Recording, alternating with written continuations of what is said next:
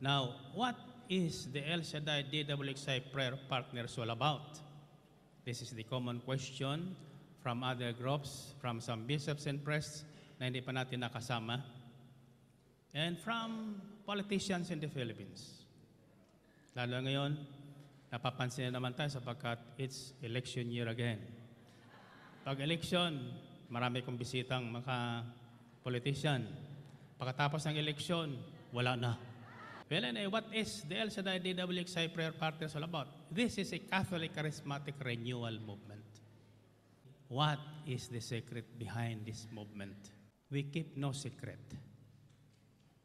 In fact, for that matter, me personally, wala na pong sekreto.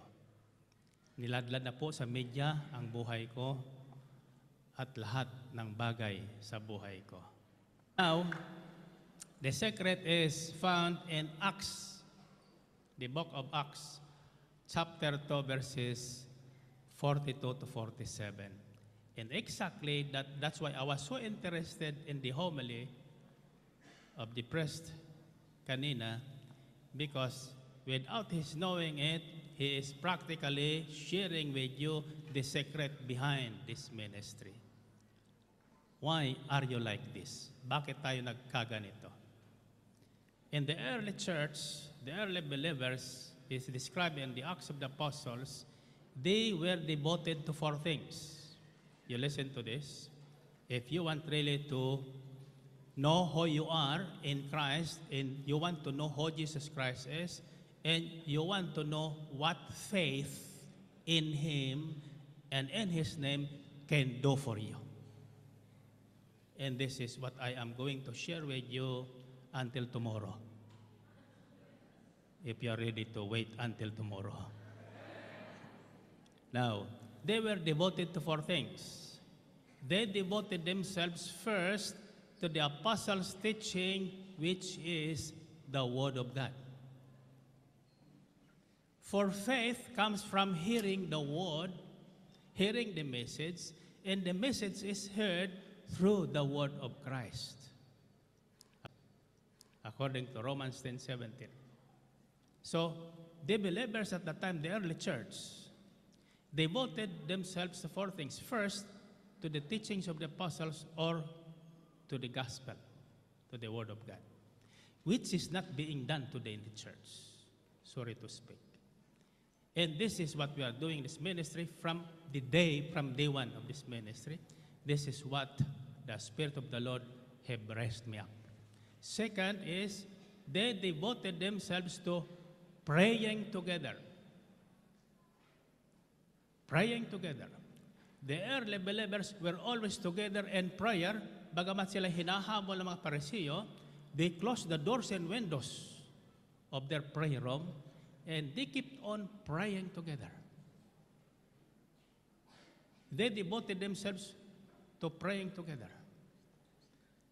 More so because they were under pressure and they were being hunted by those against the faith. The third is, they devoted themselves to the breaking of bread, which is now the Holy Eucharist. And this is exactly what we have been doing in this ministry. So my instructions for everyone who wishes to set up a cell group or prayer group, you first look for a parish, a Catholic parish, church, and talk to the parish priests. Introduce yourselves there, that you are a Catholic Charismatic Renewal. You want to have a space in their parish for your praying together, worshiping God together, and praising God together. Together. Sabihin nyo, together. That word is very important because in recent years, in these present times, kanya-kanya na po ang tao. Kanya-kanya na lang pananalangin, kanya-kanyang relihiyon, kanya-kanyang sekta. Kanya-kanyang Diyos na tinatawagan, kanya-kanyang paniniwala. Kaya wala na po yung lakas ng pananampalataya.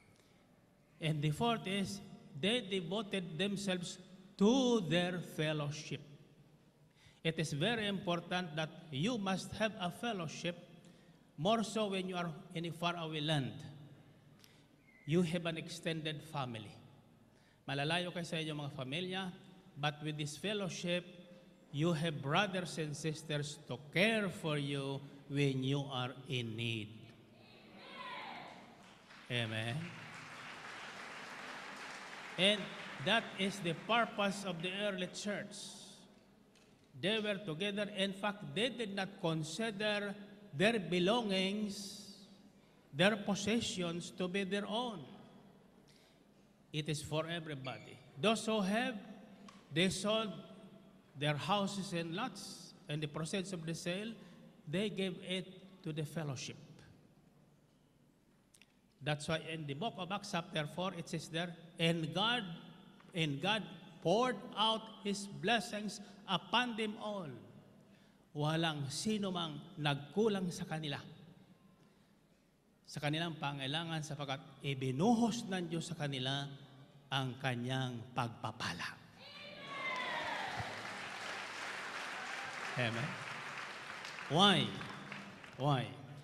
Because they did not only believe, but they put in their hearts their belief, and they put it into practice. That's why they found favor with God.